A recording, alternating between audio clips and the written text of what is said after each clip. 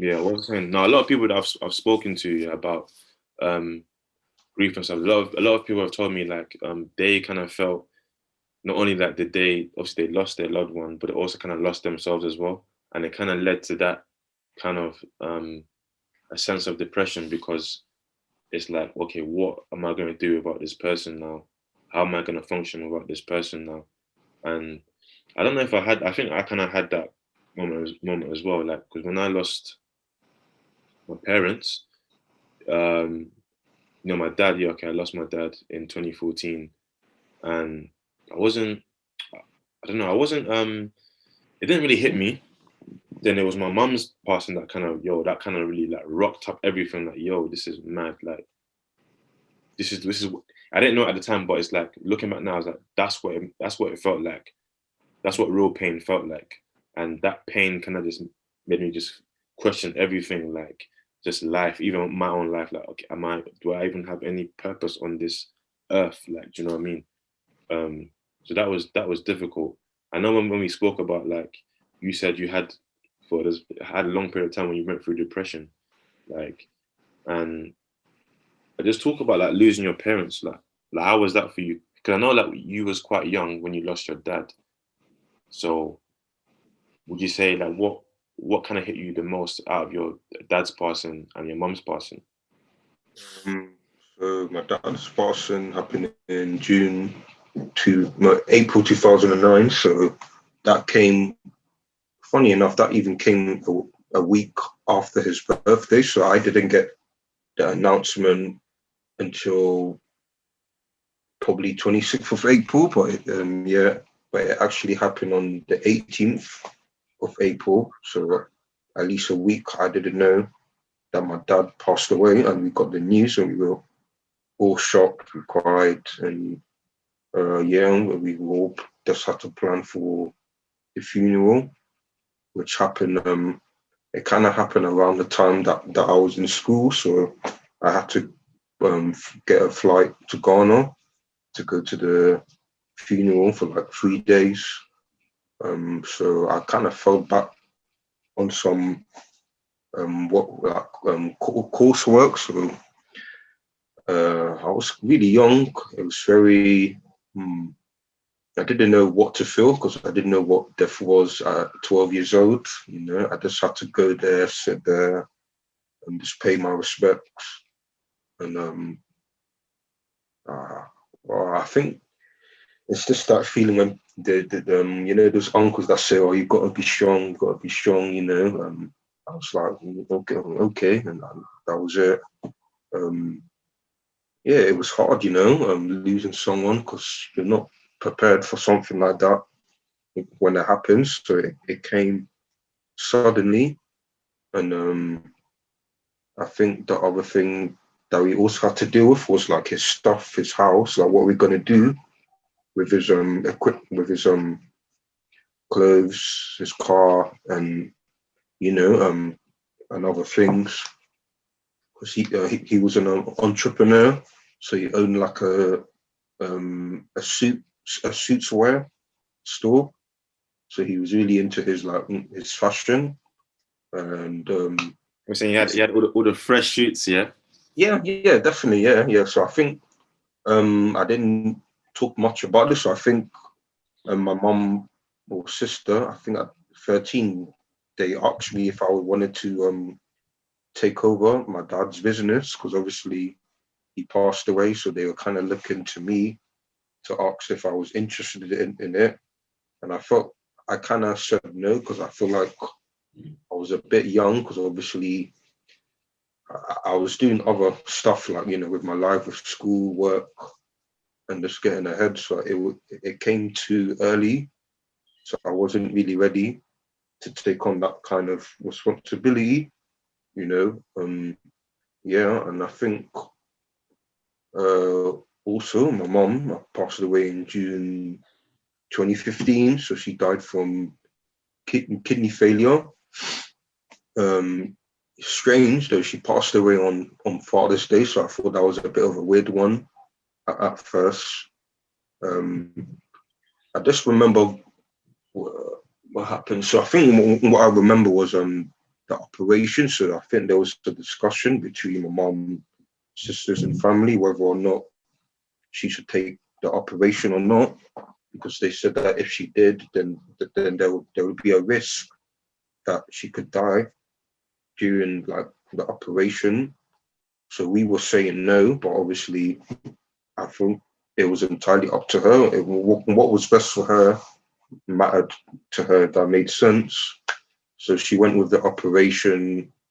We kept regularly visiting her on weekdays, including weekends, and obviously the day before her operation, she said that, yeah, I'm gonna do this, and we all respected her decision. So the day came, and I remember it being a Sunday morning, so I was there in the hospital, and then obviously we got the news that she passed away in the afternoon. So that was really heartbreaking.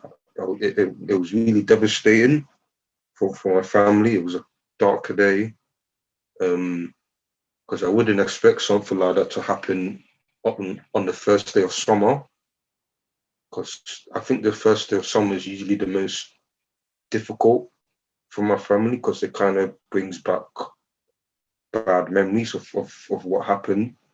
And I just remember crying by the bedside, like I just couldn't believe that she was actually gone, you know. And I thought, what am I going to do with my life now, that she's not there. I've got no parents. Now I have to be an adult now. Like I was already an overnight adult.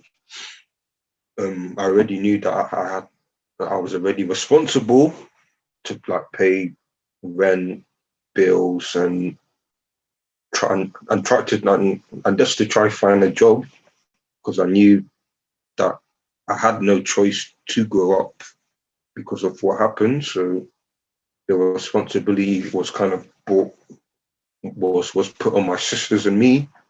And yeah, I think my depression kind of took a toll on me for like 7 months. So there was days that I wouldn't want to go into school.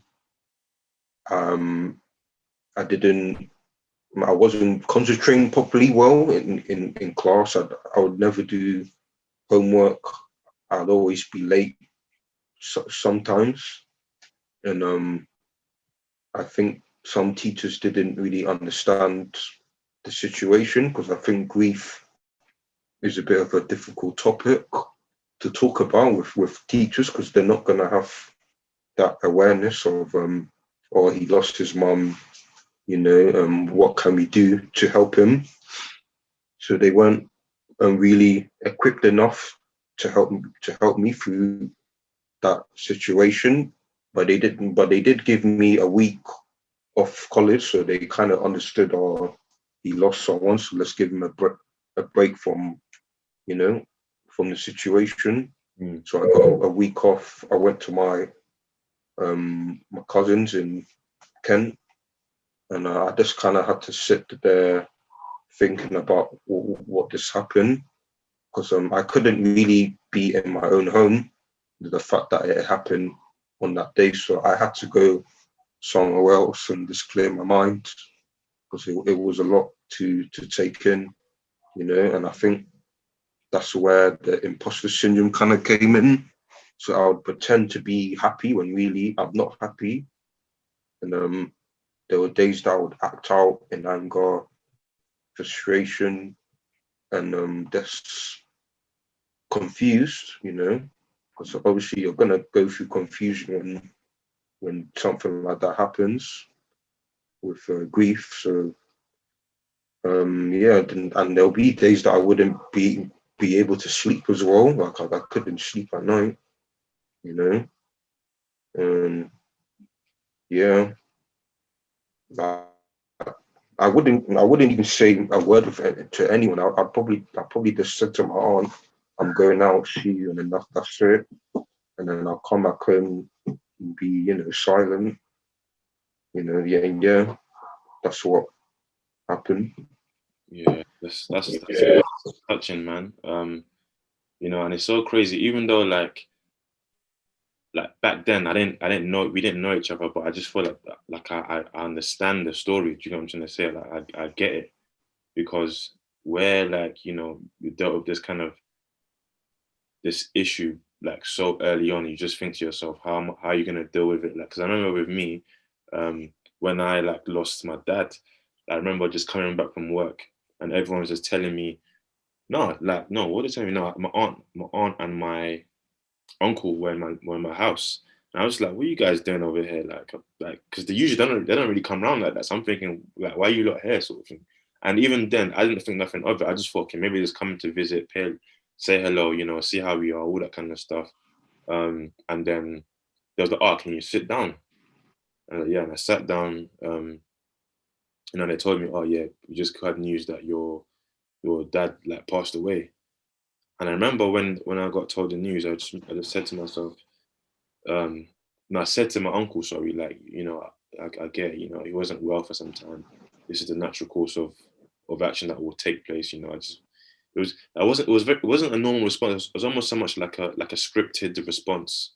Like I didn't have any, you know, I didn't have any like outward reaction at that moment in time. And I remember just going to my room and then I just started crying, thinking like, damn, like, yo, I mean, I always knew like he was ill for a long time, but I never knew like he was gonna go. I just thought, yeah, you know, at some point he's gonna come round. Jumping, I say he's gonna come round, like it's gonna be fine. And so when that happened, like, but his death, you know, you see what it is, yeah. Like his death wasn't so much like it didn't burn me as much as my mum, only because like I knew he was ill. So it was almost kind of I kind of thought at least he's not suffering anymore. Do you get what I'm trying to say? At least he's not in pain anymore. So it was almost of a thing of I had made peace with that. Whereas like come the following year in October 2015 when my mum passed, you know, that was just like a shock because like I just never would have thought that my mum was gonna pass. Like I already lost one parent. So the fact that I'm losing not lost another parent, you're thinking like, wow, that's a bit mad. Like this is nuts. What like after a year of each other, like losing both parents, that is like, what is that? That's normal. I mean, sorry, not normal. That's crazy. And I remember the day when we found out. Yeah, I was at home, and then, you know, we got a call from my aunt in Nigeria, and she just said to my other aunt, yeah, she's gone. And my aunt was just sitting in the living room, just quiet for time. I'm like, what's wrong? Like, what's the matter? Like, and she's saying to me, like, whispering, "Can you sit down, please? Can you sit down, please?" I'm like, "What's wrong?" And I kind of knew, yeah, you know what, this is mad. Maybe she's gone. And then literally, she just said in a quiet voice, "She's gone." And I just started like literally, I felt like my heart, yeah, dropped to my feet. Like that it was nuts. My heart just sank. Like yo, she's gone. In my head, I'm thinking, yo, she's my mom's gone. Like it's crazy. Like she's not. It just felt surreal, and then we all just started crying, like it was nuts. We just started crying all over the place, just thinking, what's going on? Like I was just so crying uncontrollably. Like, I've never cried I don't cry, yeah. I feel like I don't cry, yeah.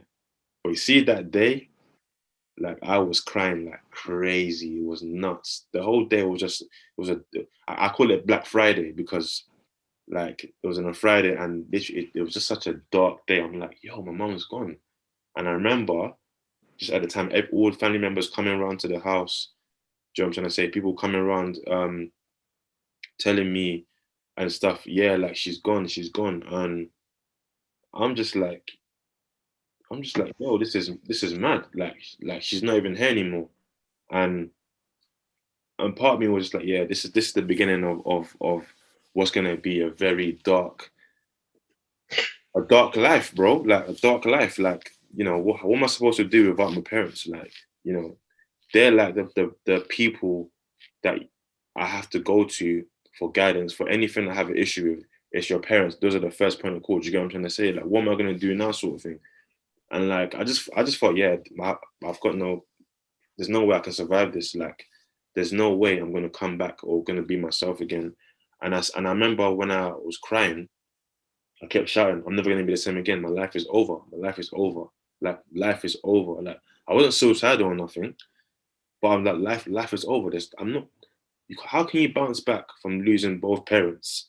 Yeah, well, not even that, but losing both parents within a year after each other. Do you get what I'm trying to say? Like, it's almost like that's crazy. Like you, like I'm done. Like I'm not coming back from this. Like this is the worst. This is probably the worst thing in my life. At the time, obviously, I was 25. Like, this is the worst thing I'm gonna have to go through. Like, like it's crazy because when I think of at the time, I didn't even know what I was going through was grief. But when I think of grief now, yeah, I almost have that kind of idea of like something you go through, you you deal with when you're older. So like when you get older in life, you start dealing with grief, but not when you're in your mid-20s, when you're still kind of figuring life out. So I'm like, what am I supposed to do now about my parents? Do you know what I'm trying to say? And it's like, um, and for me, I won't say I had a lot of depression, but I was a lot of anxiety just to be around people, anxiety of feeling like, you know what, like if I'm in circles, well, not even circles, sorry, if I'm like out and about and people are bring up the small talk about, oh, what do you do? Where your parents from? Do you know what I'm trying to say? Like, like I find it hard to kind of have those conversations because I'm now forced to kind of like open a whole big conversation, and that's probably not even that's I'm probably not in the right environment for, because when you're out and about in a social setting, you think you don't want to be talking about, oh, your dead parents, but it's like someone will ask me, I'm like, and I find myself almost not telling them. They're saying, yeah, they're not, yeah, they're almost speaking as if they're alive, like so that I don't have to kind of tell people, yeah, my parents are dead, because it's like, oh, then it's like, So, oh, okay. Do you get what I'm trying to say? It's like, how do you? you know, so you know, with that, what you just said, is it whenever someone asks you, what do your parents do? And then obviously that's when you have to talk about it. Or Yeah, yeah, or just any sort of conversation that leads to parents. So it might not be like necessarily like specifically what your yeah, parents do, but if it's just like, oh, someone might have said, oh, my mom does this, then it's like I'm not kind of have to force to say, oh, I've got to say, oh, my mom does this, and it's like it's almost to the point where I almost felt a bit bad because I'm lying right now. I'm not even telling people that, yeah, my parents aren't alive. I'm talking as if they're alive. Do you get what I'm trying to say? And it's like it got to a point where that just gave me anxiety, like just being around people. Because another thing as well, I felt like I didn't want people to feel sorry for me. Like, and even when I did speak about grief, yeah, I almost felt like sometimes, do I have a time limit in terms of how long I can speak about it for? Like, if I'm speaking to about this person or that friend, in the head, are they thinking, bro, you're talking about it too much? They might not tell me, do you know what I'm trying to say? But it's like, this is what I'm thinking. Am I talking about it too much? So like, and what's crazy, like looking back now and us starting this podcast, there is no, am I talking about it too much? You get what I'm trying to say? There is no um feeling bad for feeling. I don't have to feel bad for feeling bad. Do you get what I'm trying to say? Like, and I can be, and it's a space. The podcast is a space not only for me to kind of be like, you know what, I want to talk about this in regards to my grief, and I don't feel no way about James. Bro, how many times have I said to you alone, yeah, that, oh, my mum died, my mum died. It's like, I probably sound like a broken record, but it's like, but I feel comfortable. Do you get what I'm trying to say? Like, so I feel like that's where it's important, even without even realizing that this podcast is that safe space for me, and I'm sure it's the same for you as yeah, well. You know what I'm trying to say? So, and even for other people who are gonna bring on, who we have brought on, you know what I'm trying to say? It's not like a space where people need to feel uncomfortable, and of course we'll always do our best to facilitate comfortability and to facilitate open conversation, because trust me, bro, there's a lot of things about grief that people don't know about, and like with anything else, there's different layers to grief as well. There's a rosy side to grief. There's a beautiful side that's easily digestible to people, and there's an ugly side as well. You know what I'm trying to say? And there's a side of, you know, racial grief. You know what I'm trying to say? My grief might not be the same grief as someone who's non-black. Do you know what I'm trying to say? Or my grief might not be the same as someone who is of the opposite gender. Do you get what I'm trying to say? There's so many different things and aspects, and I just feel like this is the space for us to kind of just hash it, not only with ourselves but with other people, like, and to share their experiences. Do you know what I'm trying to say? So trust me, death is a crazy thing, man, when you deal with at a young age. Because even though I was technically I was an adult when I lost my parents, but I feel like that was probably the first time in my life where I kind of had to start thinking about my life properly. I don't know if that makes sense, as in there's no, you're grown up now. You know what I'm saying you're going through grown up stuff. You know what I'm trying to say? You're dealing with grown up stuff, and it's like probably the first time as well where I had to kind of deal with like mental health. Do you know what I'm trying to say? Like before, that was alien to me. Like what? Like I used to always say like, oh, black people don't go therapy. Africans, we're strong. You know what I'm saying? We don't do that. That's not for us. Do you know what I'm trying to say? But now when you go through your own issues, like it's different, isn't it? Because it's like you feel like, nah, like we have mental health issues. Do we go through stuff too? Like, even as men, because all the time, remember when we spoke about that time, masculinity, take everything on the chin. Don't let no one see you cry. Don't exhibit your emotions because it's not masculine. Do you know what I'm trying to say? But it's different. Obviously, like as a man, I'm still gonna, well, not as a man, as a human being, again, I'm still gonna have certain things that I keep close to the chest. You know what I'm trying to say, but at the same time, there's nothing wrong with expressing vulnerability. Especially when you're going through things that you have no choice but to be vulnerable. You know what I'm saying? You can't not. We're not robots. You know what I'm trying to say? If we're gonna go through pain, experience pain as pain of losing our parents, that's gonna evoke some sort of vulnerability. Do you get what I'm trying to say? Like, so it's normal, man. But that's, yeah, like it's crazy. Like, but I just feel like with our story, I just hope we can help people along the way, man. But you know, so that's just what like I feel like. Yes, right, man. Definitely. But Agree. other than that, like it's been as always, it's always been a pleasure, man. When we talk, like I say this to you bare times, like you're like the brother that I finally met. You know what I'm trying to say? So like I never feel like uncomfortable when we Yeah, yeah. share our grief and when we just have honest conversations, man. So for everyone listening, hope you've kind of in a weird way enjoyed this episode. And if you are listening and you are someone who's going through grief and you're in that kind of stage where you don't know how to feel, you feel quite uncomfortable or isolated in your grief, like you're definitely not alone. Like 5 years ago, I kind of felt like, yeah, I'm alone in this. But had I had I had I what am I trying to say? If I had sort of um, had resources like podcasts and online meetings and stuff like that, it would have helped. So again, I'm not saying our podcast is the only kind of resource out there. Of course not, but there are resources out there like online meetings, counseling, if you're on social media, Instagram, there are pages out there like that literally like show you or explain from people who have gone through grief themselves, and they try to explain what they've been through, and and it's real, and hopefully you can find those people, those pages, and that community essentially, and not feel not feel bad about what you're feeling, because trust me, like grief is not, it's not, like I said before, it's not rosy. You're gonna think like bad thoughts and you feel, oh, I feel bad for feeling this, but you don't know how you're gonna feel. It's a roller coaster, man. It's a roller coaster. Um, so as always, we appreciate everyone listening, tuning in. Like, subscribe, hit the bell button. As you can see, we're on YouTube now, so hit the bell button to subscribe to the podcast.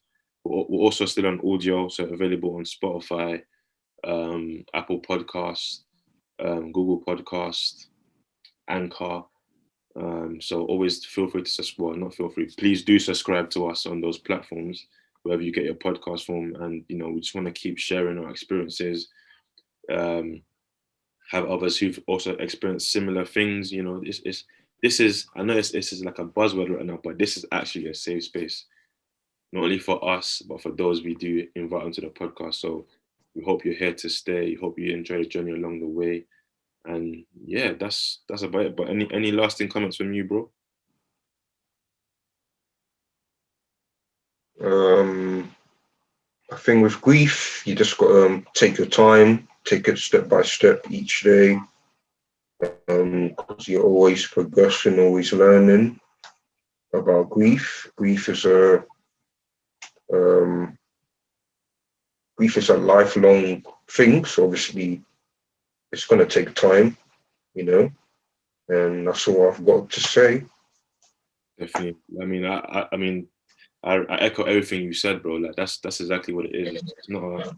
It's not a short journey, but you know, like I said, or like Ben said, like it's gonna take time, but take your time. Do you know what I'm saying? It's gonna take time, but take your time. There's no rush to fit. There's no rush to um get to a place of healing if you're not healed yet. Take your time. There's no judgment. You know. But it's been a pleasure. You listen to your co-hosts Jermaine and Ben. Um, as always, bring you another episode. Like as always, subscribe, share this with a friend. If it's something that you're not quite into, maybe it's not something you kind of resonate with. That's not a problem. If you do have someone who you do feel can learn from this, or even like it can even help them, by all means share it with them, because that's what it's about, just helping each other, and raising awareness, man. But other than that, I think that's a wrap. So Yep. everyone Yeah, stay that's safe, it. take care.